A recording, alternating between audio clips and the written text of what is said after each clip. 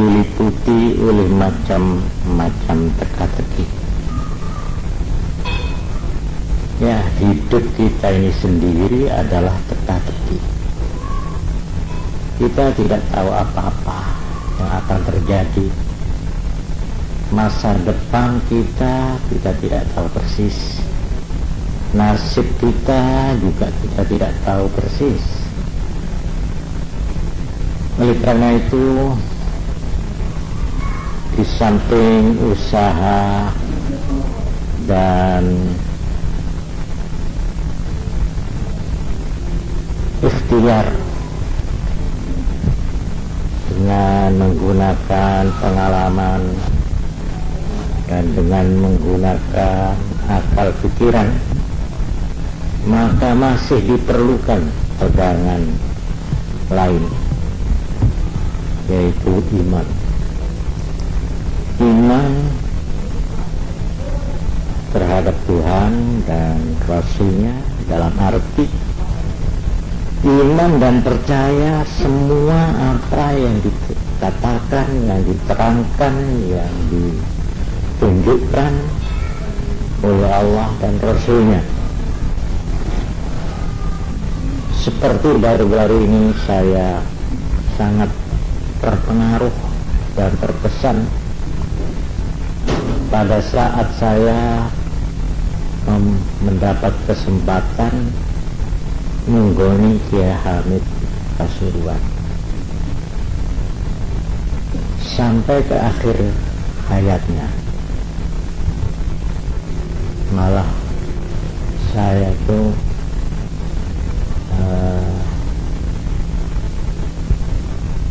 ya ikut menalkin. Sebenarnya saya tidak lantas untuk menalkin, mendikte. Talkin itu dikte, memberikan talkin. Memang ini perintah agama, kalau orang itu mau mati supaya ditalkin, diajari, dituntun, didikte untuk menyebut nama Allah. Saya terharu, saya sangat terkesan oleh karena beliau tampaknya nafasnya itu terus menerus, jadi naik turun, naik turun, naik turun. Ya katakanlah saya itu ngeri, tidak tega. Tetapi saya setelah melihat dan membaca bagaimana pada waktu Rasulullah Shallallahu Alaihi Wasallam mau meninggal, saya terhibur, saya menjadi lega karena Kanjeng Nabi kita, manusia pilihan itu, Rasul terakhir itu, malahan kepala dari semua Rasul itu pun pada saat-saat detik-detik menghadap mati itu juga dengan penderitaan. Beliau sakit bukan sekedar 3 hari 4 hari. Kanjeng Nabi waktu akan meninggal, waktu wafat itu sakitnya 18 hari.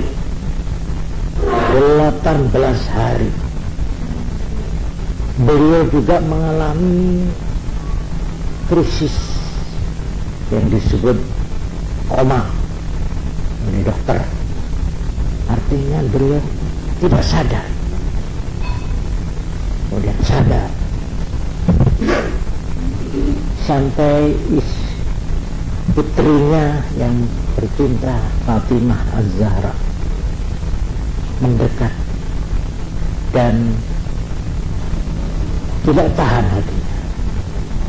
Wahai Abah, kenapa kau harus menderita semacam ini? Beliau begitu tinggi panas badannya itu, sampai selimutnya itu dipegang aja panas, selimutnya panas. Dan beliau terus menerus dikompres. Ada cawan penuh air, tangannya dicup dari panas.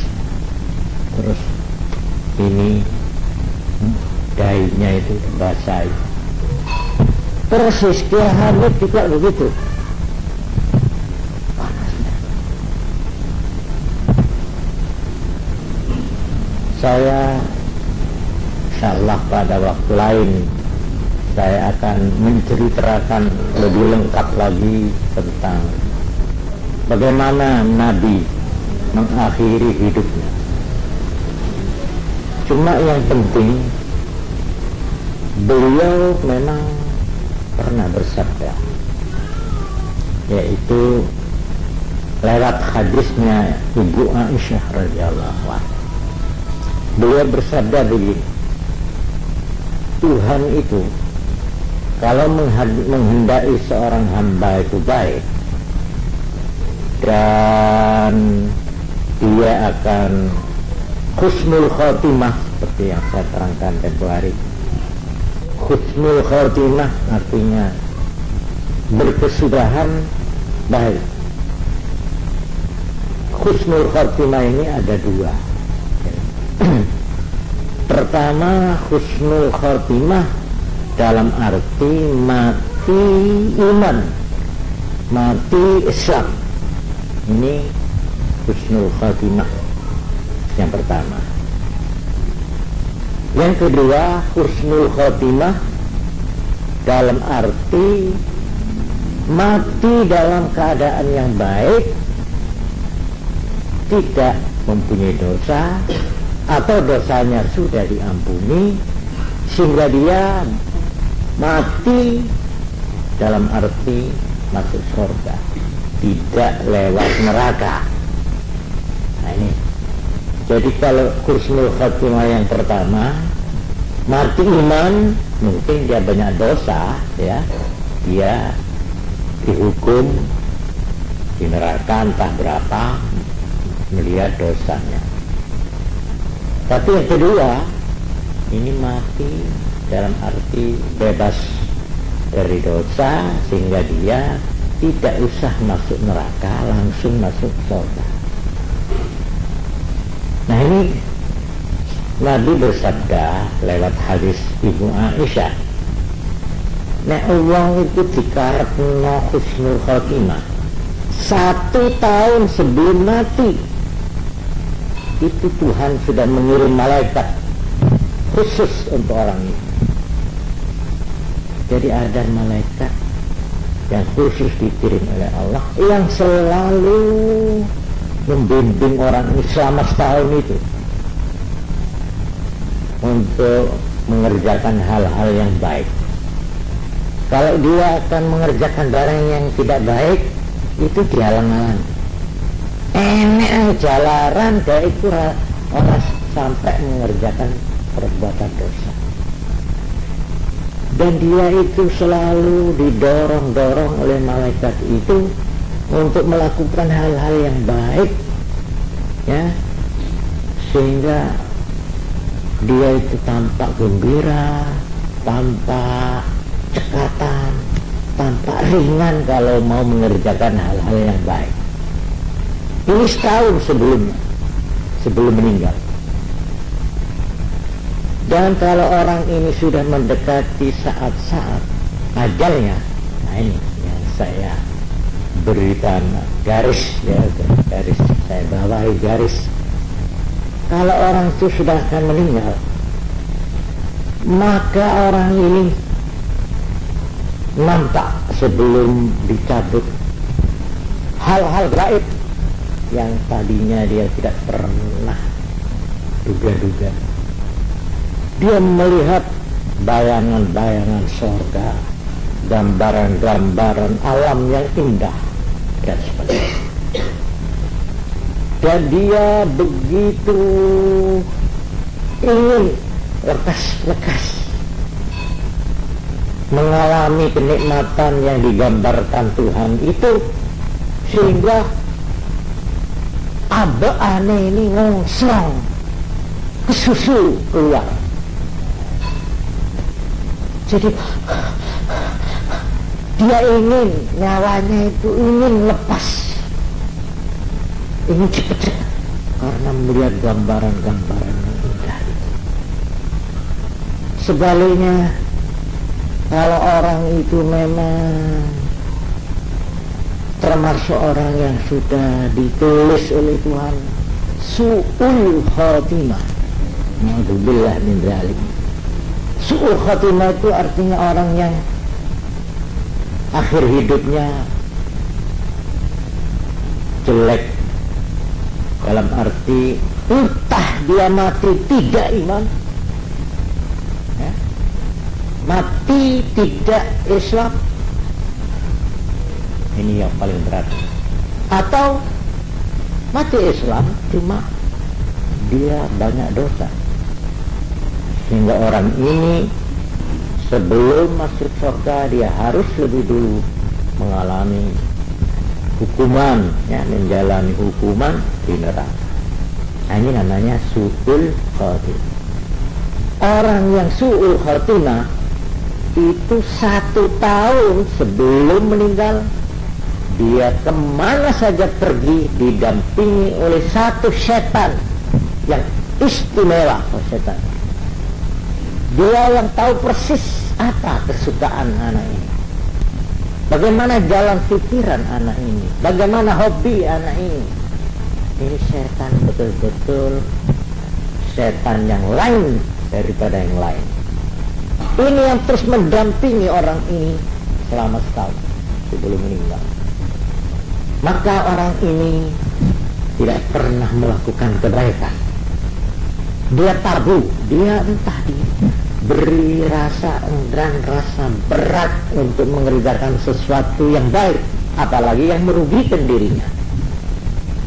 Sebaliknya dia merasa ringan, bukan saja, kadang-kadang merasa bangga dia tuh melakukan pelanggaran-pelanggaran. Ini tandanya orang ini sudah didampingi oleh setan yang khusus, sehingga orang ini apabila sudah akan meninggal, dia sebelum dicabut nyawanya, dia akan melihat hal-hal yang bersifat gaib yang sangat ngeri, yang mengerikan, sehingga orang ini betul-betul ketakutan melihat bayangan alam gaib yang akan dimasuki itu, sehingga dia mungkin teriak-teriak, mungkin dia itu ngamuk-ngamuk, mungkin dia itu, walhasil digambarkan oleh Nabi dalam hadis Aisyah tadi itu, nyawanya ini mau belah, mau ditahan, mau diahan masukkan. Ini Rasulullah, kalau saya itu menang, saya bisikin Allah, Allah, Allah, ya waktu akan meninggal, gak ada gerak, ada semua begitu cara begitu darah, begitu tenang. Saya alhamdulillah setelah saya membaca hadis ini, ya kadang-kadang orang itu kadang-kadang orang itu kelihatannya seperti tenang, tapi sebenarnya dia tenang seperti orang tidur katakan itu kayak enak oleh itu, dan dia itu mimpinya dikejar-kejar macan.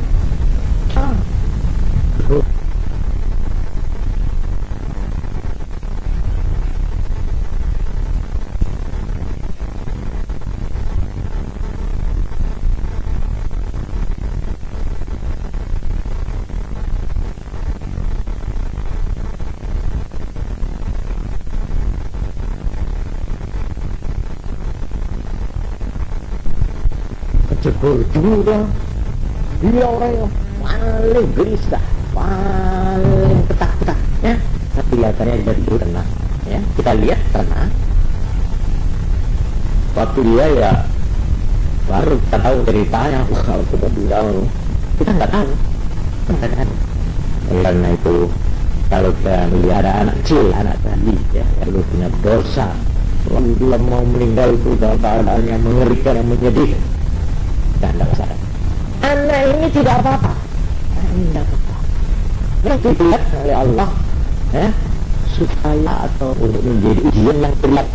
Anak semua meninggal, ibunya jerit, tolong. Ayahnya juga, ini justru menjadi sasaran. Itu ibunya, itu ayah itu. Anaknya nggak apa-apa. Ada sebuah hadis, kalau anak itu jatuh, itu tempat mereka. Hal-hal yang bisa kita punya iman tidak bisa ditolong. Tapi karena ini mengatakan, nggak apa-apa itu. Kelihatan tidak banyak kan. Saya katakan itu di bank itu ada orang pilihannya itu seperti dia ambil. Oh, besok lambannya. Itu sebenarnya lawan kesusun keluar itu karena dia melihat dan di sini maka dihimpun bermacam-macam hadis-hadis dawuh para ulama menjelaskan bahwa yang menyebabkan itu su'ul khatimah ini agama. Saudara berpercaya boleh tidak. Orang yang dikhawatirkan mati su'ul khatimah itu 4. Pertama, ad-dawun bisa dia meremehkan sembahyang 5 waktu. Ogah-ogahan dia mengerjakan. Kalau toh mengerjakan tidak sempurna. Lebih kesusu daripada belut ngisi. Atau sering dia mengeluarkan sholat itu dari waktu itu namanya bahawudus sholat. Ini dosa yang pertama yang dikhawatirkan orangnya ini nanti mati su'ul khatimah. Yang kedua syurbul khamr, suka minum minuman keras. Orang ini sudah nyandu minum minuman yang memabuk dengan macam-macam untuk menghangatkan tubuh katanya, untuk menyehatkan peredaran darah katanya, dan macam. Pokoknya kalau agama sudah mengatakan ini minuman yang haram, betul. Nah ini sekarang kalau kita beriman dan kita mau mendengar. Ini yang kedua. Yang ketiga, uqul walidain, berani dorong. Diperintah orang tua tidak, malah menyakitkan hati. Tidak usah pelek, tidak usah tidak usah memukul. Tuhan dalam Al-Quran mengatakan wala takul lahum uffin, jangan kamu menghus pada orang tua. Mengatakan hus saja itu sudah dianggap berani pada orang lain. Ini uqul walidain, sampai semua ulama dalam kitab-kitab mengatakan kalau kamu sembahyang sunat sudah dapat rakaat berapa saja, kalau kamu dipanggil orang tuamu batalkan sembahyang, lebih harus nambut panggilan. Kalau salah dia tidak. Tapi kata Nabi Muhammad sallallahu alaihi wasallam yang jadi seluruh sembahyang aja harus dibatalkan. Tapi hanya karena.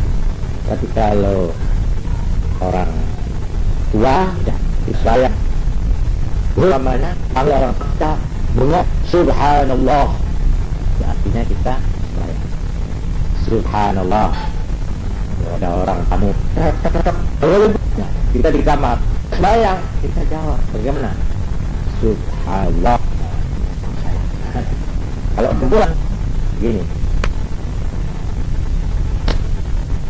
tidak ada subhanallah mana itu, nah itu biar jarang tahunya.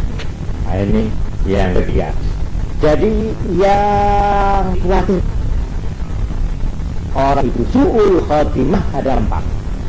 Pertama, at-tahawun bis-shalah, nyembrana non telek no sembahyang. Nomor 2, syurbul khamri, minum arak yang memabukkan. Nomor 3, uququl walidain, berani menyakiti orang. Dan keempat, azal muslim, menyakiti orang, mengganggu atau berbagai dan orang banyak keempat. Dia mengganggu tetangga, dia suka mengganggu temannya, dia suka merampas, suka menipu hak, suka mengibuli, suka menjual negara, rakyat, lainnya. Nah, ini yang ditanya itu justru yang keempat ini. Yang bertanya ini bagaimana hukumnya kalau ada orang beri uang atau hadiah apa saja kepada pejabat dengan tujuan tertentu. Nah, untuk ini saya lebih dulu ingin mengemukakan bahwa jabatan negara, jabatan administratif negara, memegang wewenang, memegang regulasi, jadi baik itu bersifat resmi negara ataupun menjadi petugas atau lembaga itu sama saja, pokoknya wewenang lain, yaitu firman Allah di dalam surat An-Nisa ayat 58 dan 59. Ini perlu saya bacakan. Yang 58 ini ditujukan kepada pimpinan atau mereka yang memegang tanggung jawab, mereka yang memegang wewenang. Sedang ayat yang kedua, yaitu ayat 59, ini ditujukan kepada anak buah, pada rakyatnya, pada yang ngomong. Dari para sering baca, hampir semua orang, yaitu yang kedua, ya ayyuhalladzina amanu atiiullah wa rasulah wa ulil amri minkum, paling asli seperti itu. Saya akan berjabat banyak berubah kali ayat ini.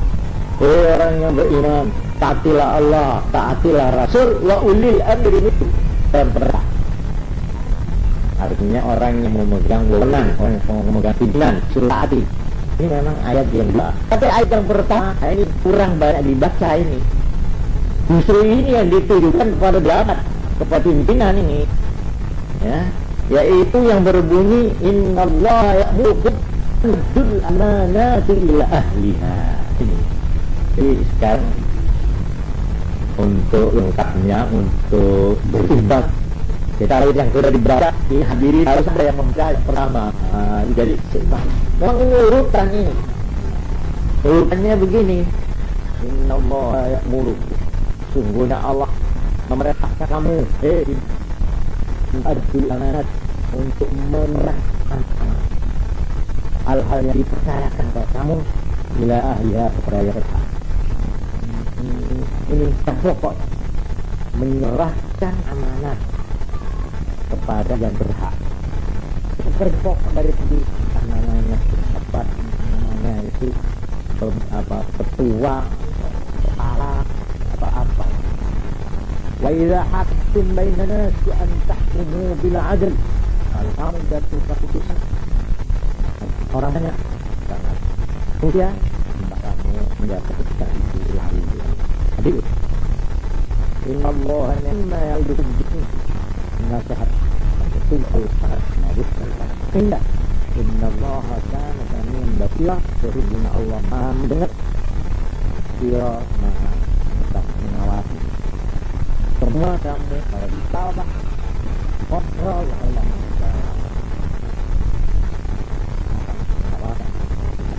Ini ayat pertama 50. ditujukan kepada itu.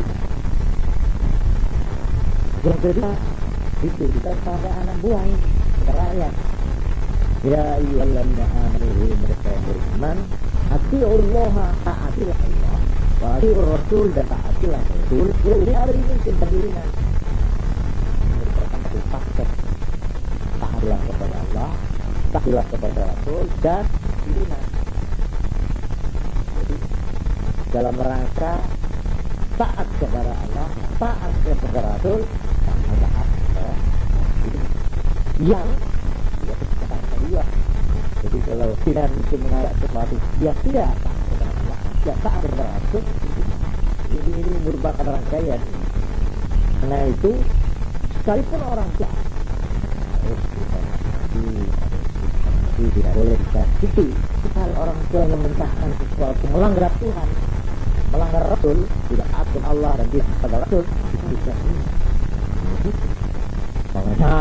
bapaknya karena melarang, terus agarnya disuruh melatur,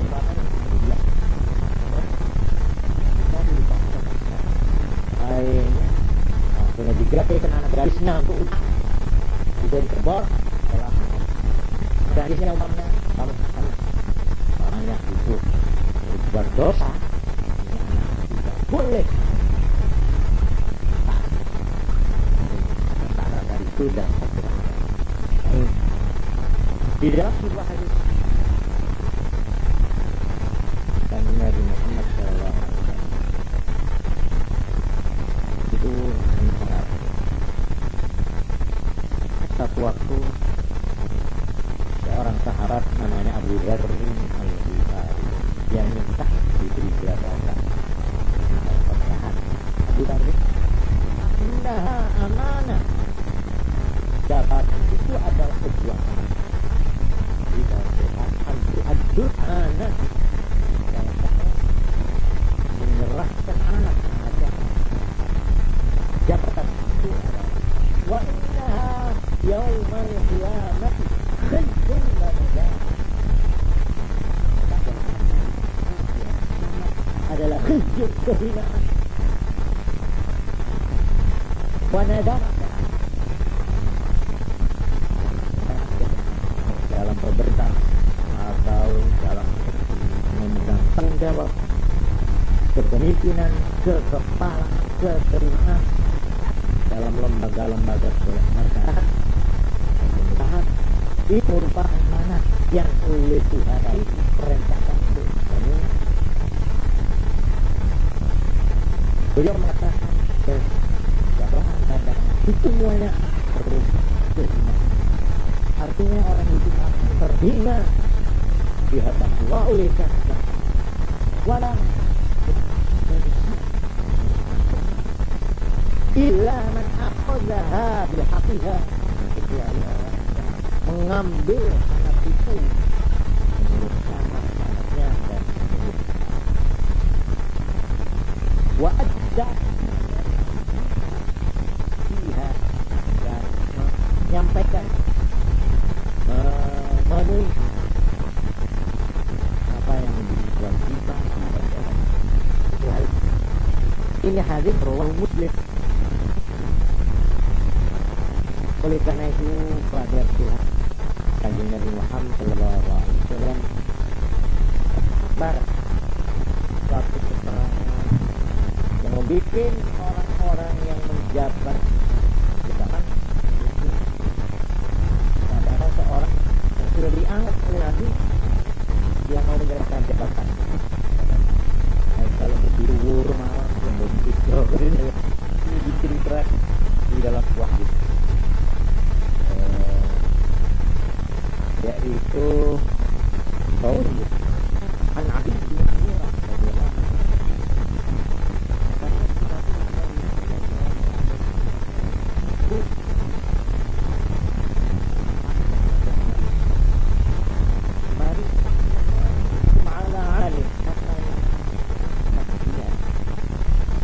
jadi petugas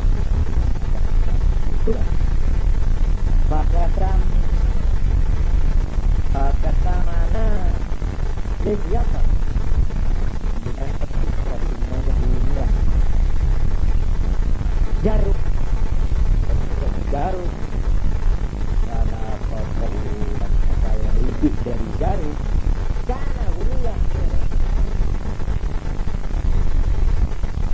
dulu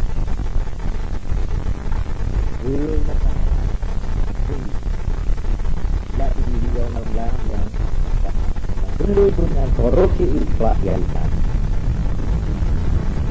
Jadi sekalipun yang diambil itu hanya sebatang jeruk, maka itu akan dituntut kebiasaan. Kemudian ada seorang hikam dari Ansor, orang itu. Faqama ilaihi rajulun aswadu minal ansar ka'anni anzur ilaih. Ada orang berdiri terus berkata, faqala ya Rasulullah, wahai Rasulullah, iqbal anni amalak, terima kembali jabatan yang kamu serahkan kepada saya. Saya tidak sanggup bertentantu maban pula. Qala wa ma'lak, kenapa? Nabi tanya. Qala, orang tadi berkata, sami'atuka taqulu kadza wa kadza. Saya mendengar engkau telah mengatakan begini. Qala, lalu Nabi bersabda, ya, aku betul mengatakan.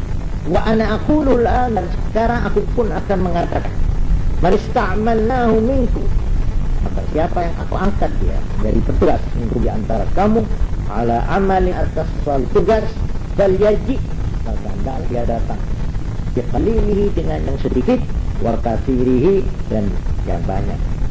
Sedikit hanya harus dibawa.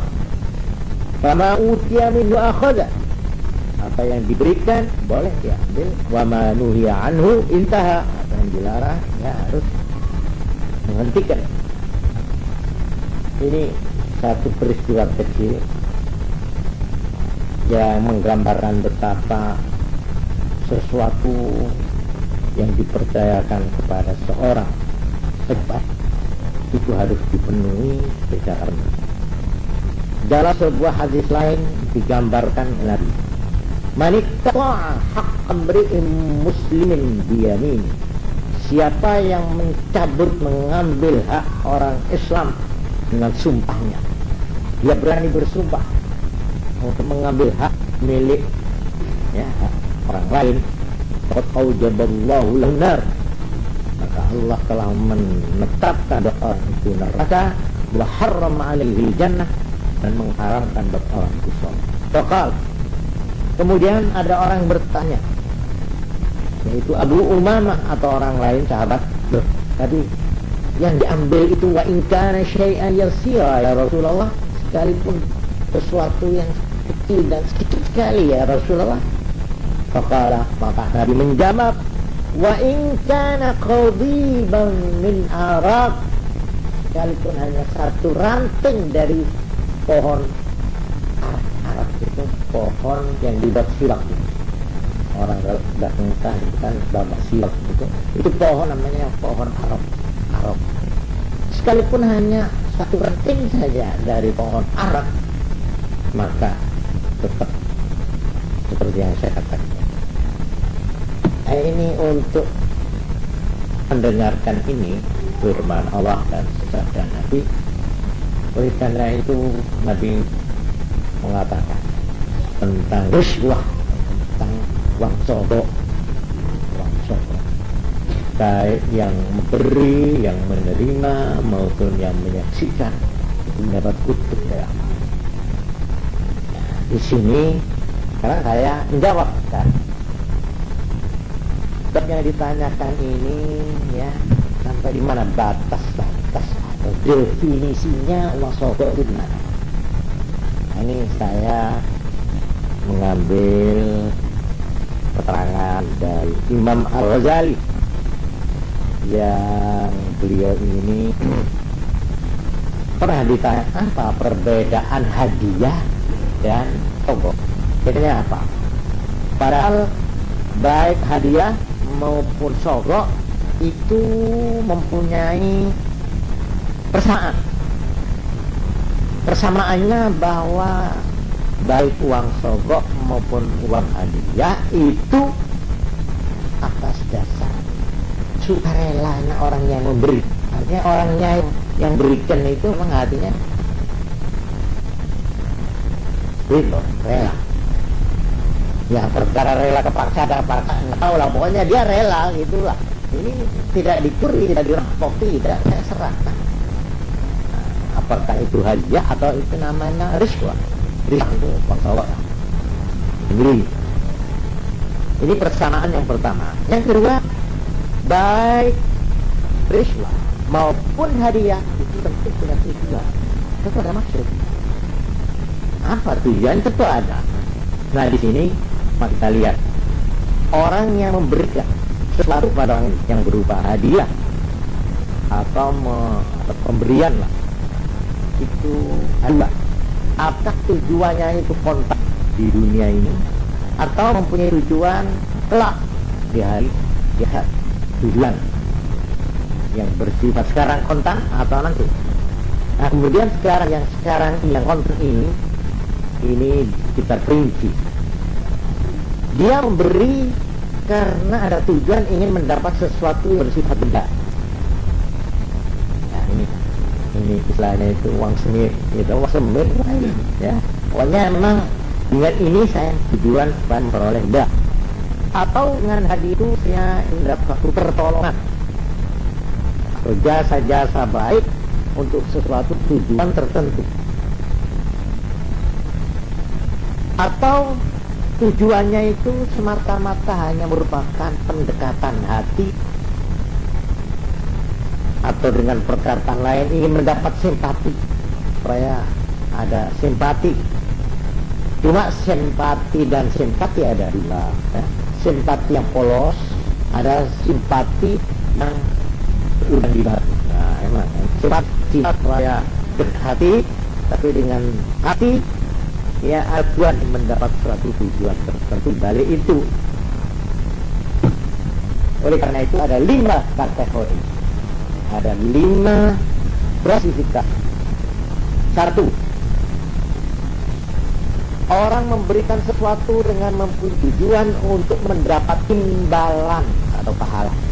Imbalan itu pahala di akhirat.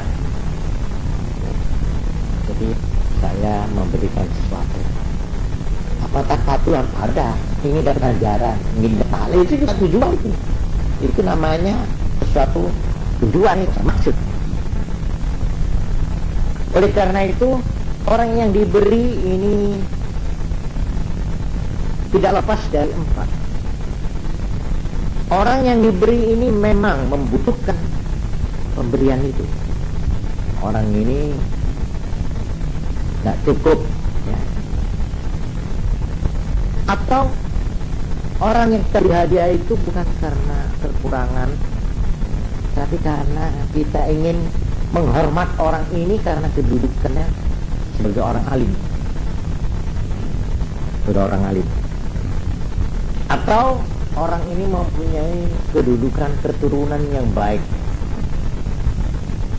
mempunyai nasab agama yang baik. Ya guru, sebenarnya orang baik-baik, bapaknya saya memberikan sesuatu padanya karena saya melihat dia adalah keturunan orang yang saya cintai. Atau orang ini memang orang soleh, orang yang memang ahli ibadah, ahli ini, dia nah, dia memberi sesuatu, tak namanya sarung, tak namanya uang. Nah, di dalam hal ini orang yang beri ini belum tahu diri. Jadi kalau kira-kira menjadi tidak benar seperti yang digambarkan oleh orang yang memberi, jangan. Ini katanya warok. Kalau yang punya sikap warok, sikap apa ini dari sesuatu yang jelasnya, dia jangan menerima. Dia mengira bahwa saya orang alim, padahal saya ini bukan apa. Saya cuma ya tukang pidato, saya disebut kahak, kiai haji, padahal saya sebenarnya bukan dia. Cuma ya karena biasa dalam undangan itu saya laris, lalu disebut kiai haji, bamanya, padahal saya ya tidak ngerti apa-apa. Kalau orang memberi sesuatu kepada saya karena kiainya, saya ada apa saya apa? Ini sudah nggak boleh diterima itu. Nah, ini gimana namanya sih keluar. Atau memang dia dimasyhurkan ini keturunan orang baik-baik, padahal tidak. Dia memang keturunannya iya, cuma anaknya jahat. Keturunan orang baik tapi sebenarnya dia itu lengsek. Orang itu kalau tahu ada orang musuhnya dari orang ini tentu tidak mau mungkin diberi hadiah. Ya di dalam mulai riwayat zaman kuno kan ulama-ulama salaf, orang-orang yang soleh itu dia mau belanja sendiri. Dia tahu kalau saya pergi ke pasar, lalu belum satu. Orang-orang yang begitu itu biasa kalau mau membeli-beli yang kira-kira tidak dikenal bagi orang lain. Dia pejabat maunya banget, ada pejabat mau belanja ke toko. Ya. Kalau tahu ini ajudan atau suruhannya pejabat itu, iya Pak, iya kita tidak usah bayar kan mahal gitu kan. Nah, ini justru yang dihindari. Dalam arti saya kalau begitu namanya menjual jabatan saya, menjual kedudukan saya, menjual kekiaian saya, menjual kesolehan saya, menjual saya. Ulama-ulama zaman kuno itu kalau mau beli tidak mau langsung sendiri, tapi menyewa orang yang orang ini tidak dikenal orangnya ulama. Ini malah sebaliknya ya, ada yang sebaliknya. Ini ada itu yang ada pesan itu katakan itu namanya ADWC itu.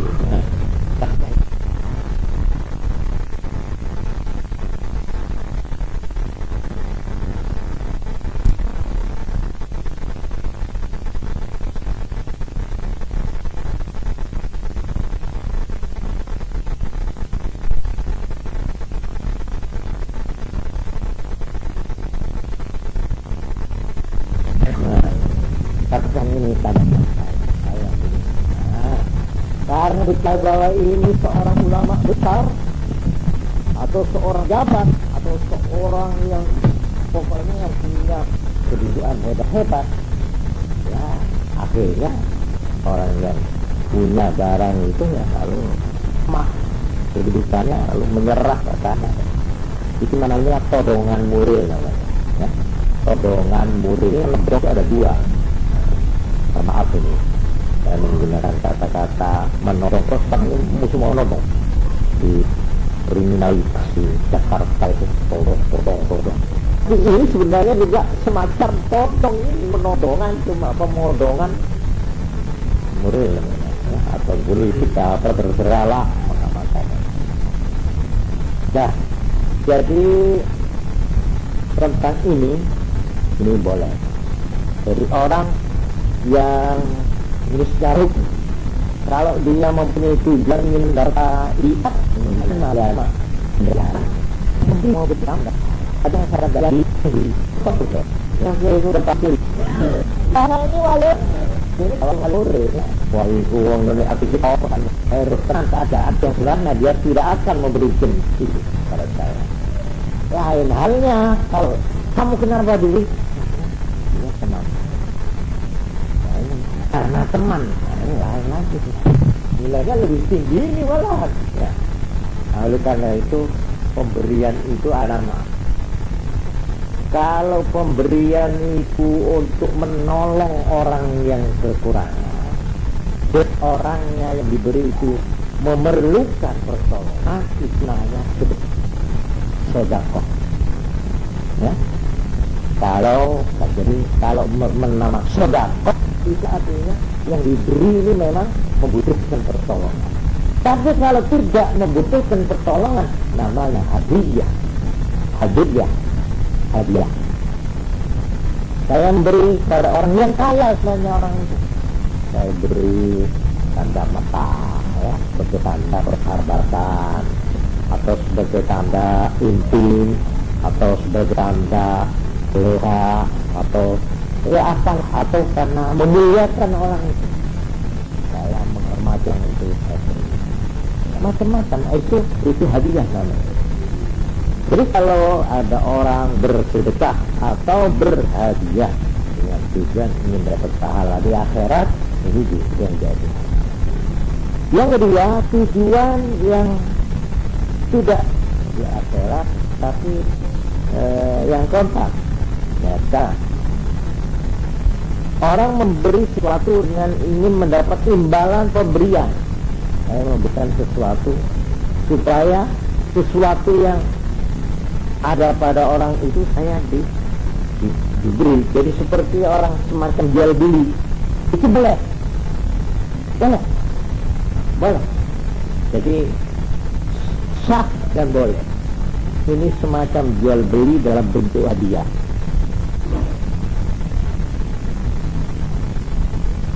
Jadi kalau memang ini, kalau namanya orang itu hadiah dalam arti 100%, itu pemberian hadiah tanpa mengharapkan apa-apa, itu namanya benar-benar hadiah, tidak mempunyai tujuan tertentu atau tujuan yang diketahui secara jelas. Jadi kalau ada orang memberikan sesuatu supaya mendapat imbalan, orang itu akan memberi sesuatu. Ini contohnya umpamanya saya memberikan sesuatu yang diperlukan oleh pengusaha A. Saya tahu bahwa orang ini punya bahan yang saya perlukan. Pada saat itu saya minta, ya, karena saya dulu pernah memberi sesuatu bahan yang diperlukan perusahaan orang ini, kemudian sekarang saya datang minta pertolongan bahan orang ini, akhirnya saya diberi. Ini namanya hadiah yang mengharapkan imbalan sesuatu. Ya, ini semacam berguru. Ini tidak bisa buat apa. Ya, cuma nilainya sudah terang, ya. Pahalanya itu tidak sama dengannya. Kemudian yang ketiga, yang ketiga, tujuan untuk mendapat pertolongan untuk melakukan sesuatu, bukan merupakan benda, tapi supaya orang ini suka menolong, beri sesuatu, menolong untuk mendapat sesuatu. Jadi umpamanya seperti pemberian kepada pejabat atau waktunya atau stafnya atau orang yang mempunyai kedudukan atau pengaruh pada penguasa itu, ya. Ini namanya hadiah yang bersyarat untuk mendapat imbalan yang tertentu. Nah, di sini kalau ada orang diberi sesuatu, ya, supaya mendapat pertolongan, bukan minta darah, tapi pertolongan orang ini, jasa orang ini, supaya maksud saya itu seperti yang saya berarti ini dilihat, ini coba kita berada, apakah perbuatan itu haram? Kalau haram, jelas haram, ya. Makanya saya minta supaya kesalahan saya, ya, oleh hakim dibebaskan. Umpamanya saya menyerahkan uang kepada hakim itu supaya mengusahakan bagaimana cara saya ini berakhirnya ditanya hukum. Ini tidak boleh ini namanya. Atau sebaliknya, sesuatu wajib, bersifat wajib, kok ini juga tidak boleh. Ini aneh ya. Kalau kita memberi sesuatu kepada orang untuk mendapat pertolongan orang itu atau mendapat jasa-jasa orang itu untuk melakukan sesuatu yang haram atau wajib, dilarang. Ya, kalau itu wajib, ya orang ini nggak boleh kita beri untuk bahkan wajib. Apa yang orang paham? Sudah menjadilah supaya dia mengerjakan yang terlarang. Ini pemberiannya tujuan orang itu supaya mengerjakan sesuatu yang wajib dikerjakan oleh orang itu, ini haram. Atau sebaliknya mengerjakan sesuatu yang haram, kita tahu. Inilah definisinya iswa atau sorbok itu, ya ini yang tidak diragukan haramnya. Jadi kalau kita lihat ini ada dua yang harus kita pelajari. Yang namanya uang pokok ialah pemberian. Dan dengan pemberian itu kita yang memberi membaik satu tujuan tertentu.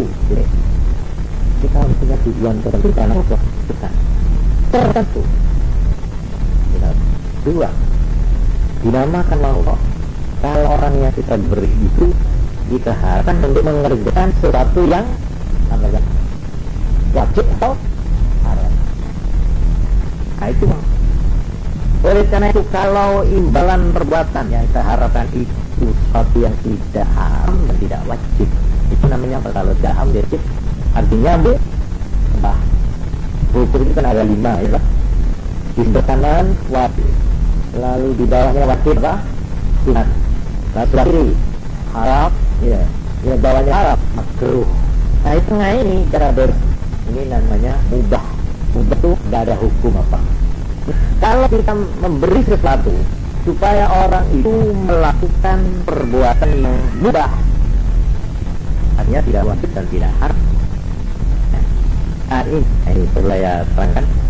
Ada unsur yang ketiga, yaitu ada semacam jerih payah atau bersukaran. Yang jerih payah ini kalau bisa dibagi, diperdakan atau dijelaskan, harus mendapat upah. Maka ini halal. Ini ada 3. Satu, pemberian itu mempunyai tujuan tertentu. 2, kita mengharapkan supaya orang yang kita beri itu melakukan sesuatu yang haram atau yang wajib. Yang 3, kalau yang diharapkan sebagai imbalan pemberian saya itu sesuatu yang tidak wajib haram tapi ya, mencatatkan bahwa ada kerepotan, ada supayanya, ada jepayahnya. Nah itu seperti orang membela perang gitu, pukul atau apa itu mau ada hukum apa itu membela mengarah untuk kapal itu apa itu apa pembelaannya. Nah ini boleh memberi itu memang halal itu. Di dalam hukum Islam ada yang harus serupa dengan ini, namanya du'alah. Macam orang mijit ya. Kira-kira sudah setengah jam terus saya beruang. Ini alah namanya. Du'alah itu ya persen ya. Saudara tulang. Atau bertulang. Siapa yang menemukan dompet saya beri persen 10. Boleh. Ini namanya du'alah.